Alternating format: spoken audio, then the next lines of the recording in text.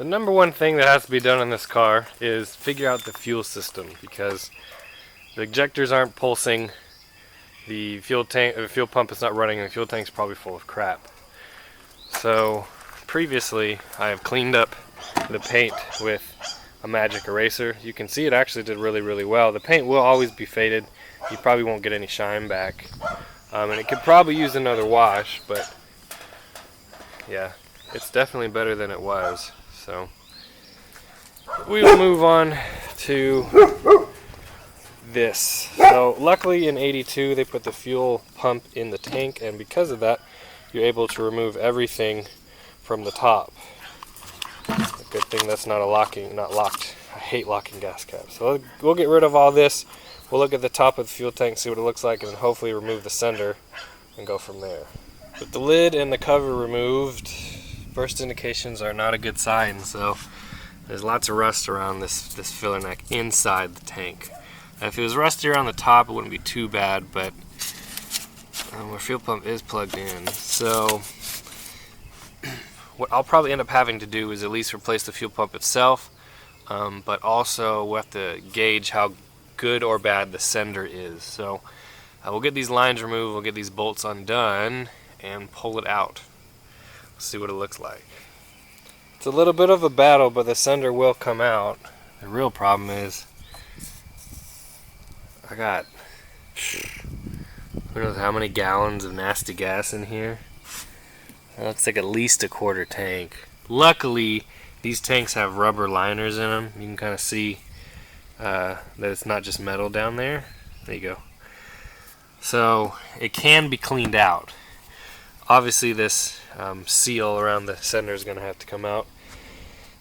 And looking at this sender, you can kind of see what the deal was. So obviously this has seen much better days.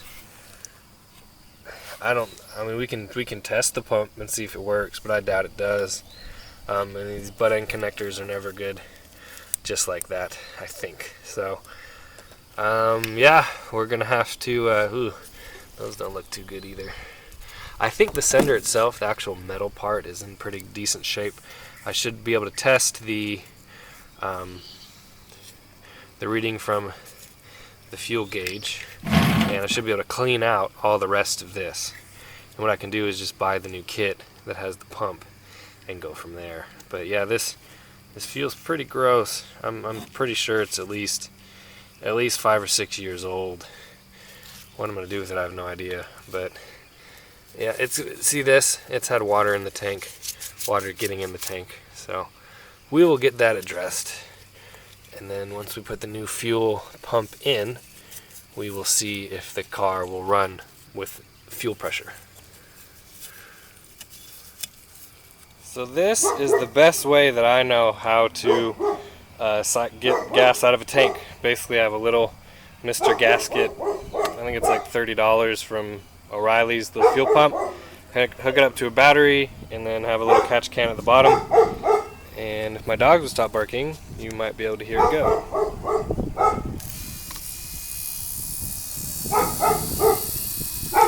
There you go. That's some nasty gas. So hopefully I can get most of this gas out and then dispose of it properly, recycle it, and then we can clean out the tank. I'm curious to actually know how much gas is still in this tank. It's probably a lot. There's your end product. I don't know how many gallons that is, but it's nasty. The gas tank is pretty much empty. I mean, there's a little bit of puddle in the bottom. But luckily these had a rubber liner in them, so it should clean up really nicely. I still have to wait for a pump. I have to wait for a gasket that goes around the filler neck. And in that time, I'll probably mop that out with some rags or paper towels, let it dry, get nice and dry before I add any gas to it. So there's step one to getting this car running, is siphoning the tank out and then cleaning that up. This sender has seen better days, but luckily pretty much fixed most of it. So I'm going to remove everything from here down, and I have all the new stuff right there. Once that stuff's replaced, we're going to check all the connections, make sure they're good and clean. We're going to blow the lines out with air, and then also make sure that the sender right here works for the gas gauge. Clean up all these connections, all that kind of stuff, and it should be ready to go in. I'm curious to see what inside that looks like. But luckily I think the fuel level was low enough that wasn't stuck inside of nasty gas for so long. But we'll take it apart and we'll see. Yeah, you see that? It's totally clogged in there, so I need a wire hanger and get some air and unplug that. I got the new pump on with the new filter sock and a brand new piece of rubber line. All the lines are now cleared out, so the last thing we need to do is figure out the sender. So I put my multimeter probes in the end of this, one to ground, one to the sender wire, and it should measure a resistance or ohms, and it's not. So going inside of here, you can kind of see, what's going on. So basically there's this little nubbin that runs along these wires right here, and it has resistance based on what position it's in, and that's what makes your gauge move. And obviously it's seen better days, but luckily I could probably clean this up. So what you need to do is check continuity from one end of here to the other, and then also clean this up, and then clean all these wires up with really fine sandpaper, and it should go back together and work just fine. It's really windy, so we're probably not going to get much footage, but I finally got my new gasket in. We got the sender all rebuilt and cleaned. The gas tank is clean inside and all dry. So we'll put this back together, throw some gas in it, and see what it wants to do. So I have a new fuel filter to take place of the old one, but check this out. I think this is an original one to the car. Replaced only with GF482 or equally steel fuel filter. Only the original ones say replaced with the same part number, but it has some nasty gas in it. It looked a lot better than the stuff that was in the tank, so I'm hoping it was just a bad fuel pump that actually stopped this car from running. We'll see. Put this in and we'll see what happened. We have the fuel pump primed, so let's see what happens when we turn the motor over. Woo! Wow! Well, it runs really high.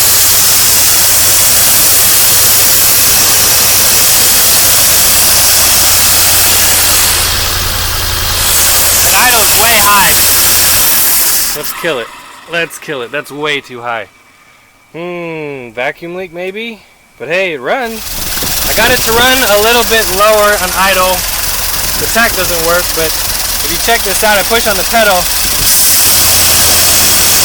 It looks like the linkages,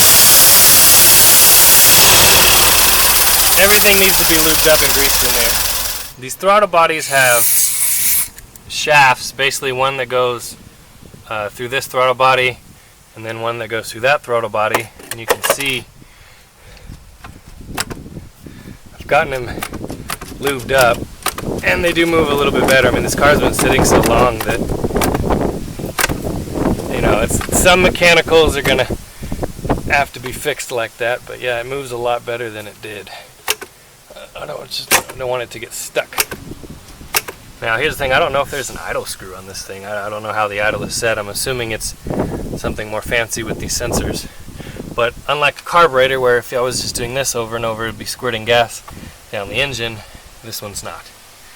So maybe right here, that's where the idle's set, but it's plugged off, so nobody's messed with it. So let's fire it back up and see what we got. I'm surprised it doesn't prime.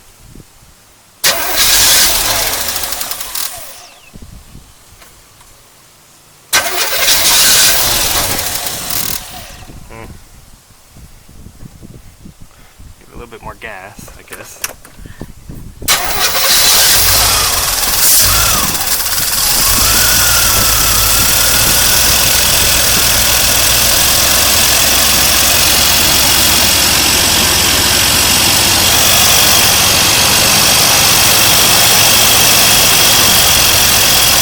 That's a vacuum leak right there. I think that goes to the air cleaner. The little one.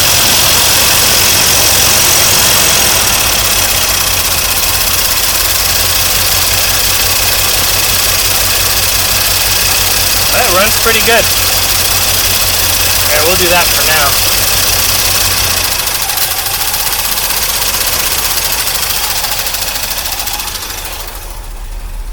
The check engine light isn't on. That's amazing. You can hear those throttle bodies popping. Tick, tick, tick, tick, tick.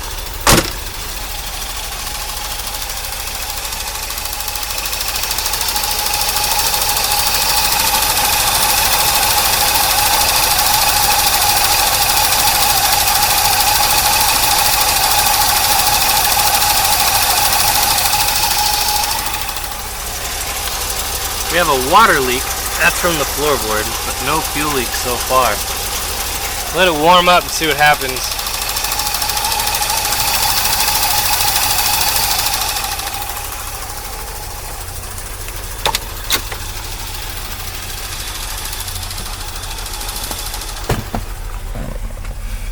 Oil pressure works, gas gauge works. The battery's charging, that's nice. I don't know about water temp yet. It sure doesn't run too well, but what can be expected? I don't know if it's still running on that old gas or the new gas. I drained as much as I could out of it. I won't make a super long, boring video about me cleaning the paint, but I have these magic erasers, and with some water, you can clean a lot of the dirt off of the paint. Now, this silver paint, it's shot. It's never going to shine. I mean, basically we're just getting all the dirt and the tree stuff out of it by taking the top layer off. You can see how dirty the water is. So here's the finished product. And like I said, it's not shiny. It's kind of like a matte finish. It actually kind of makes the body look like it's made of aluminum. But it's way cleaner than it used to look.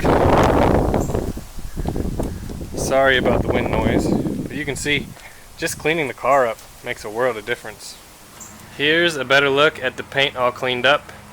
Yeah, I know it was a short video. I know it's not what you're used to me putting out, but lately I've had quite a few people messaging me about working on their cars, and because of that, my space is limited. So I end up putting the car up for sale, and it is sold. So it is going to town, probably 20 minutes away from me, so hopefully maybe you guys will see it again. But it runs awesome. So right now it's completely cold. I haven't done anything, I haven't started it or anything. So we will put the key in. It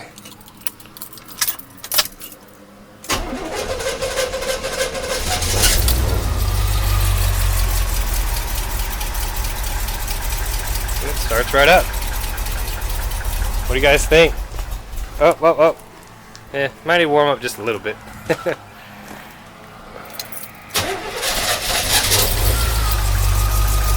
That's not bad for fuel injection, that's for sure. It probably needs a tune-up. It definitely needs brakes, but it will go on to its next owner, and we will be moving on to the next car. Hopefully it'll be something cool.